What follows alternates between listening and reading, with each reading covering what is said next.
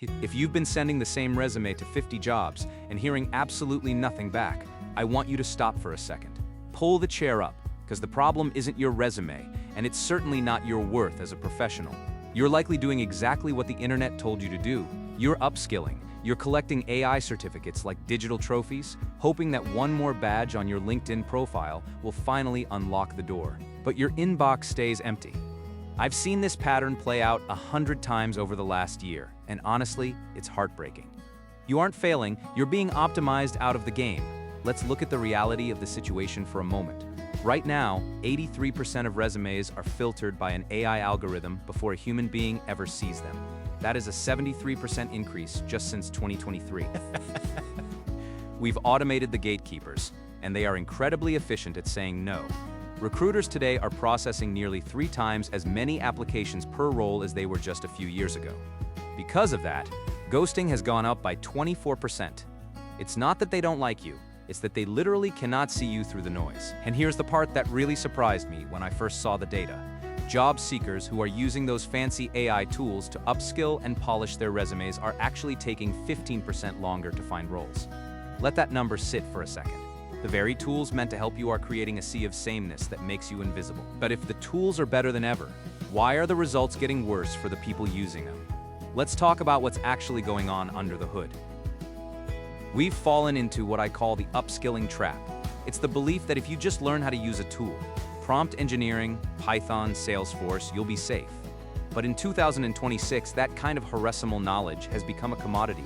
AI can now code, write, and analyze at a near zero cost. If your value is tied to knowing how to do it, you're competing with a machine that doesn't sleep and doesn't ask for a salary. Here's where it gets really interesting.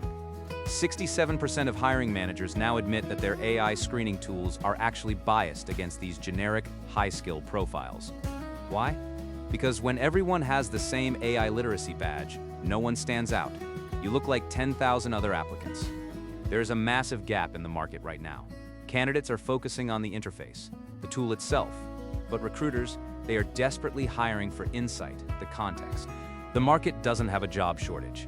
It has a shortage of people who can bridge the gap between what a machine can do and what a business actually needs to survive. I've been through several tech cycles in my 15 years, and this is the first time I've seen skills actually become a liability if they aren't wrapped in context. You might know how to generate a report with AI, but do you know why that report matters to the CEO's bottom line? Most people have this completely backwards. They think the tool is the destination. It's not. It's just the car. And right now, everyone is learning to drive, but nobody knows where they're going. So if collecting skills is the trap, what does the escape hatch actually look like in the real world? To escape the trap, you have to pivot from being an operator to becoming a context architect. I want to tell you about Tish.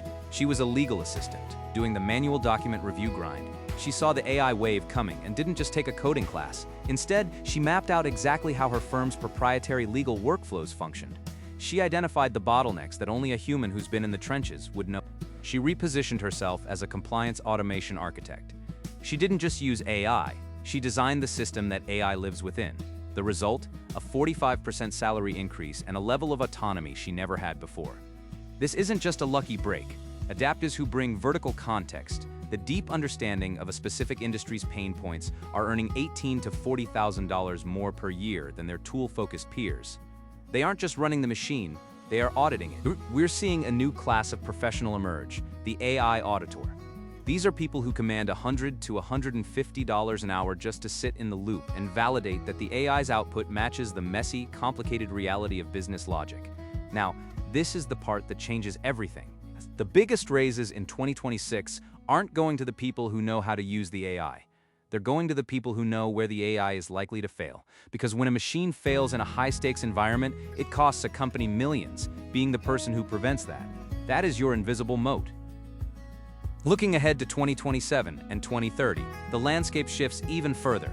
We're looking at a world where 80% of the global workforce will need to be reskilled. That sounds terrifying, but let's look at the data calmly. 39% of the core skills we use today will be obsolete by 2030. Think about that. Nearly half of what you know today won't matter in 4 years. If you're building your career on credentials, you're building on sand. Even degree requirements for AI-augmented roles have dropped by 7% recently. Companies are realizing that a diploma from 2020 doesn't tell them if you can handle the volatility of 2026. Your value is no longer about what you've learned in the past. It's about your context mastery. It's your ability to scrape proprietary organizational data and navigate political nuance, things an AI can't see. By 2030, your degree won't be your resume. Your ability to audit the machine's logic will be.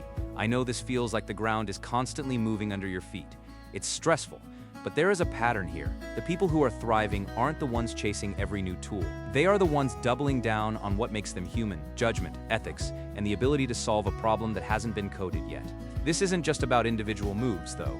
This is about the very definition of valuable work changing forever. So, how do we move forward? I'm not going to give you vague motivation. I want to give you a 72-hour action guide. First, stop listing AI literacy on your LinkedIn. It's a baseline now, like knowing how to use email. Instead, start listing vertical context results. Don't say you know ChatGPT, say you reduce compliance audit times by 40% using automated workflow architecture. Speak the language of the business, not the tool. Second, I want you to identify one ROI bottleneck in your current company. Here's a secret.